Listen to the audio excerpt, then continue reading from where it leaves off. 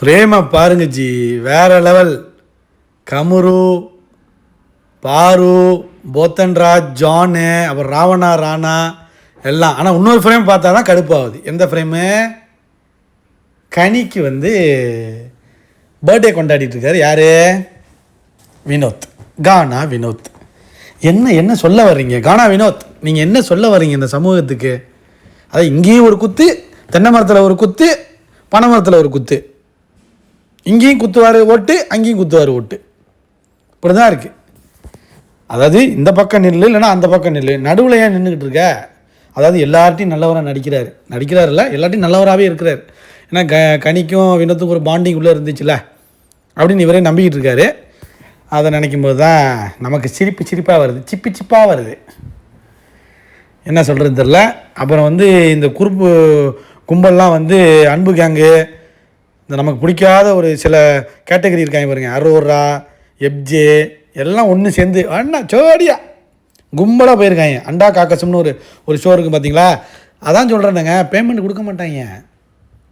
Vijay TV payment இப்போ வராது. ஏன்னா எல்லா ஷோலையும் இவங்களை கொண்டு போய் வச்சு எல்லா ஷோலையும் அவங்களை யூஸ் பண்ணிக்கிட்டு தான் பேமெண்ட் கொடுப்பாங்க. நீங்கள் வேணால் பாருங்கள், இவங்க எல்லாம் பேமெண்ட்டுக்காக தான் வர்றாங்க. இல்லைன்னு வச்சுங்க வர முடியாதுன்ட்டு போயிடுவாங்க. எவனுக்கும் பேமெண்ட் கொடுக்காத பிக் பாஸ் கொண்டாட்டம்லாம் முடித்து இவங்களை யூஸ் பண்ணிவிட்டு யாராச்சும் ஒரு 2 பேர் நாங்கள் இங்கேயே வேலை செய்கிறோம், இங்கேயே இருக்கோம், ஏதாச்சும் ஷோஸில் எங்களை போடுங்கன்னு சொல்லுவாங்க. அவங்கள மட்டும் எடுத்து ஃபில்டர் பண்ணி தூக்கி வச்சுட்டு மற்ற எல்லாருக்கும் பேமெண்ட் லேட்டாக தான் வரும். அதுக்கப்புறம் தான் இந்த ஷோலாம் இவங்களை பார்க்காம இருக்க முடியுங்க. இவங்க இந்த மொரக்கட்டைகள்லாம் பார்க்காம இருக்கணும்னு வச்சுங்க, இன்னும் 1 மாதம் 2 மாதம் வெயிட் பண்ணணும். ஏன்னா ஃபுல்லாக எல்லா ஷோக்கும் யூஸ் பண்ணிடுவாங்க.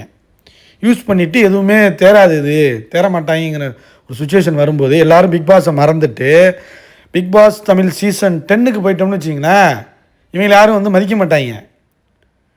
அதாவது என்ன, ஒரு 2 பேர் இந்த பாரு, கமருதீன் மாதிரி ஆட்களை தான் பார்ப்பாங்க தொடர்ந்து.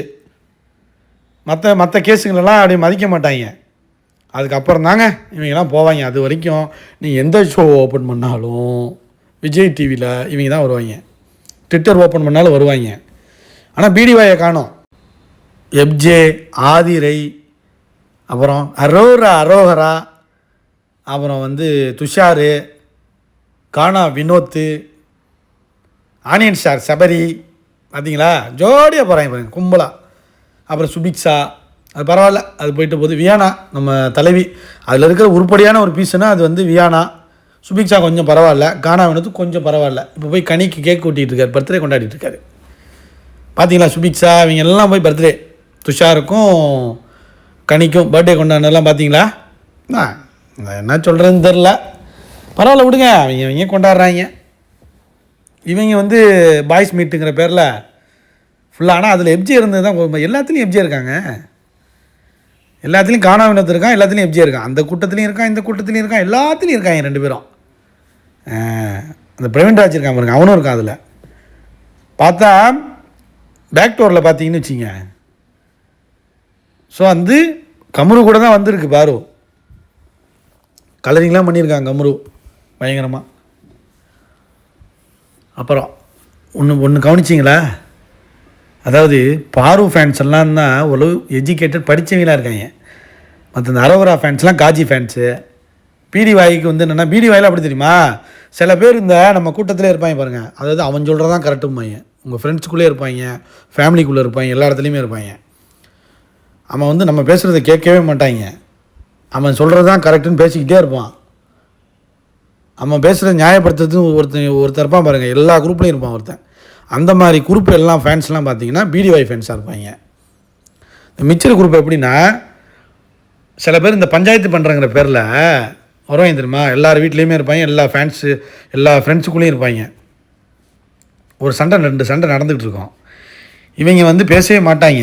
ஆனால் சண்டை நடக்கும்போது ஒரு நிமிஷம் அதாவது பஞ்சாயத்து பண்ணுறங்கிற பேரில் ஒரு குரூப் இருப்பாங்க. என்ன பஞ்சாயத்து, இன்றைக்கி என்ன 7:30 இழுத்துட்டு வந்த, அந்த மாதிரி குரூப் தான் யார்? Onion star Sabari. புரியுதுங்களா? இவங்க எல்லாம் ஒன்று சேர்ந்துருக்காங்க பாருங்க.